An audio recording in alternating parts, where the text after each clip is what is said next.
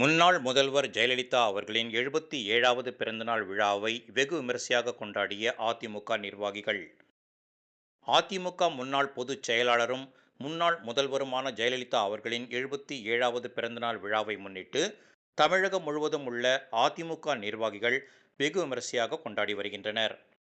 அதன் ஒரு பகுதியாக செங்கல்பட்டு மாவட்டம் மறைமலை நகரில் இலக்கிய அணி நகர செயலாளரும், 8வது வார்டு கழக மேலவை பிரதிநிதியுமான காந்திநகர் பகுதியைச் சேர்ந்த வேலு என்கிற வேலாயுதம் தலைமையில் வெகு விமரிசையாக கொண்டாடப்பட்டது.